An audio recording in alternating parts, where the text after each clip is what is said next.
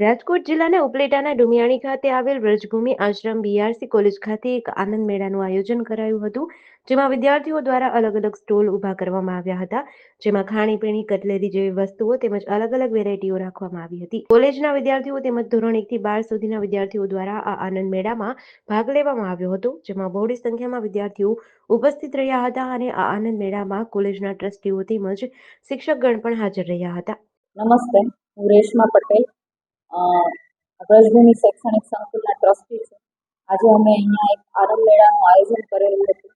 એનું ઉદ્ઘાટન સંસ્થાના સ્થાપક શ્રી ગણવરે કર્યું હતું અને તેમને પણ આ આનંદ મેળામાં જ્યારે એ આવ્યા અને એને જોયું ત્યારે એ પણ ખૂબ જ પ્રભાવિત થયા કે મારા આ સંકુલમાં ભણતા છોકરાઓ જે પહેલા ધોરણથી માસ્ટર ડિગ્રી સુધીના બધા જ છોકરાઓએ પાર્ટિસિપેટ કર્યું હતું અને બધા જ છોકરાઓએ આનંદ મેળામાં કંઈક ને કંઈક વસ્તુઓ માટે સ્ટોલ નાખેલા હતા.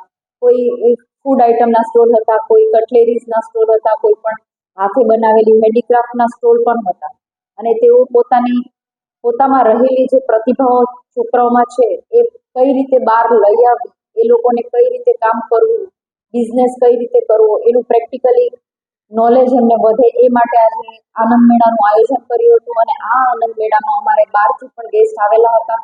તેઓ પણ ખૂબ જ પ્રભાવિત થયા. તેઓએ પણ ખૂબ આ આનંદ મેળાને એન્જોય કર્યો હતો અને આ આનંદ મેળામાં મારા સ્ટાફે પણ ખૂબ જ સારી રીતે છોકરાઓને નોલેજ આપ્યું છે, એને સપોર્ટ પણ કર્યો છે અને ખૂબ જ સફળ રહ્યું છે આ આયોજન અમારું. નમસ્તે, હું સોલંકી મિત્તલ અત્યારે બીએડના ચોથા સેમેસ્ટરની અંદર અભ્યાસ કરું છું. કૃષ્ણદેવીની એક પંક્તિ છે ને કે કોઈ ઉગાડે એમ કદી ઉગવાનું નહીં, આપણે તો આવળ બાવળની જાત, ઉગવું હોય તો પૂછવાનું નહીં. એવી રીતે છે અમને ઉગવા માટેની એક તક આપતી અમારી વ્રજભૂમિ શૈક્ષણિક સંકુલ કે જેની અંદર છે આજે આનંદ મેળાનું આયોજન કરવામાં આવ્યું હતું.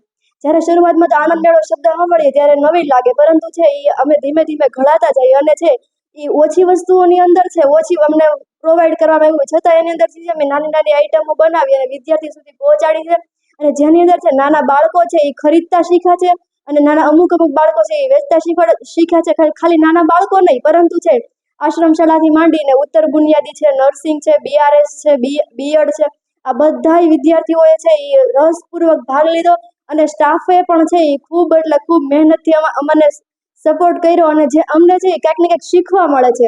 એવી રીતે છે અને કંઈક બિઝનેસમાં અમે આગળ વધીએ એની માટે પણ એને અમને છે એ મહેનત કરી અને આગળ વધાર્યા છે. આપણને બધાને ખબર છે કે પાણીપુરીથી માંડી અને પીઝા સુધી છે એ આ કાર્યક્રમ યોજવો એ અઘરી વાત છે, પરંતુ છે અમારા આ સંસ્થાના ટ્રસ્ટીશ્રી અને આ જે વ્યવસ્થાપકો છે જેને છે એ દિલ દઈને મહેનત કરી અને અમારા સુધી છે અમને હકારાત્મક છે એ ઉર્જા ઉત્પન્ન કરી શકે, જેથી કરીને અમને કામ કરવાની પણ કંઈક મજા આવે અને ખરેખર આખો દિવસ કેમ જતો રહ્યો ને એ ખબર ના રહે. સાંજ પડે તોય તો એમ થાય કે નહીં હજી આનંદ મેળો આગળ વધારે હાલે તો સારું. એવી રીતે છે અમારી અંદર ઘણા બધા સ્ટોલ હતા કે જેની અંદર છે ચા, પછી દહીંવડા, પીઝા, પછી પાણીપુરી છે, પછી છાશ અને ફૂડ જે અલગ અલગ હોય એની અંદર છે અમારા વિદ્યાર્થીઓએ છે ખૂબ સહકારથી ભાગ લીધો છે અને જેના માટે અમે છે આ ટ્રસ્ટીને અને આ વ્યવસ્થાપકોને અને જે વિદ્યાર્થીઓએ ભાગ લીધો છે એના